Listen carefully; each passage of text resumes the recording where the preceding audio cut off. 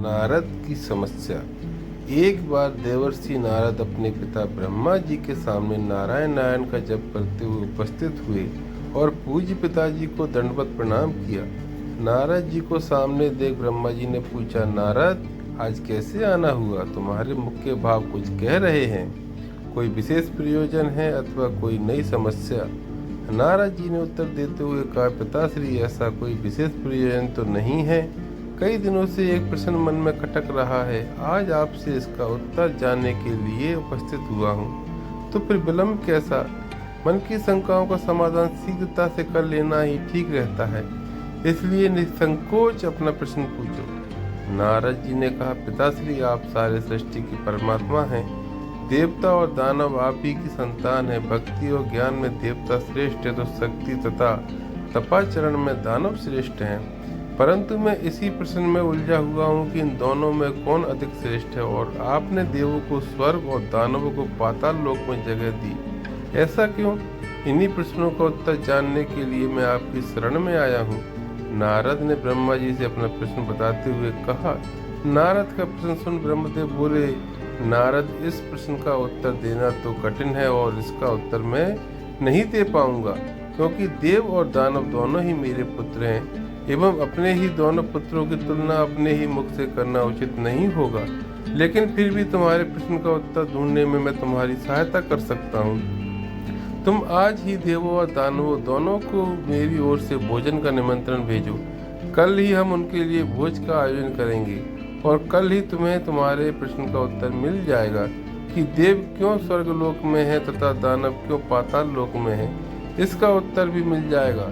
नारद तत्काल ही असुरों और देवों को निमंत्रण दे आए। दूसरे दिन दानव ब्रह्मलोक में भोजन का आनंद लेने के लिए पहुंच गए और उन्होंने पहले पहुंचने के कारण भोजन की पहली शुरुआत खुद से करने के लिए ब्रह्मा जी से आग्रह किया। भोजन की थालियां परोसी गई। दानव भोजन करने के लिए बैठे।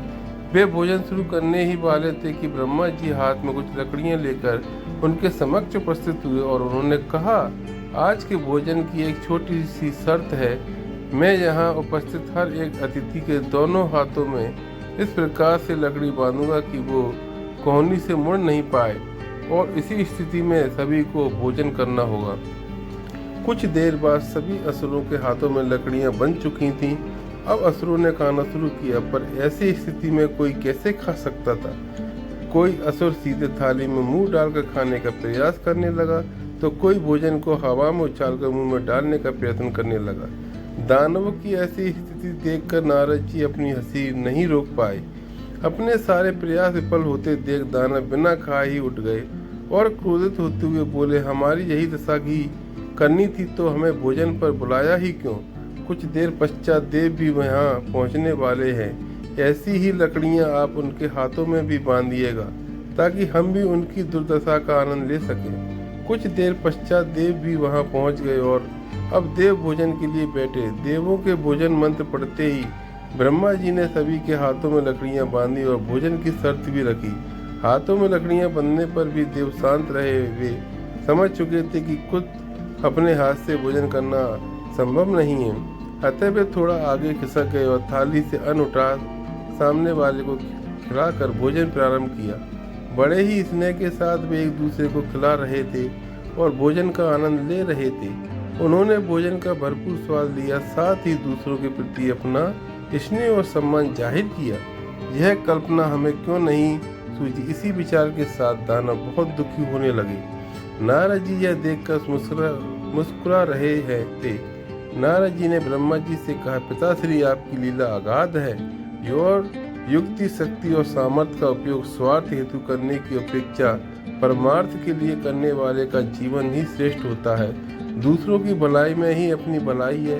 यह आपने सब प्रमाण दिखा दिया है और मुझे अपने प्रश्नों का उत्तर मिल गया है। ब्रह्मा जी को सबने प्रणाम किया और वहां से विदा ली। मित्रों, हमें यह जीवन सिर्फ अपने ही स्वार्थ के लिए नहीं मिला है। यदि हम इसका उपयोग परोपकार के कार्यों के लिए करते हैं तो निश्चित रूप से हमें इसी जीवन में स्वर्ग की प्राप्ति होगी। यदि हम दूसरों को प्यार और स्नेह देंगे तो बदले में हमें भी वही मिलेगा। यदि हम अपने सामर्थ्य के अनुसार हमारे समाज के लिए एक छोटा सा योगदान भी दे सकते हैं तो यह अपने आप में एक बहुत बड़ी उपलब्धि के बराबर है।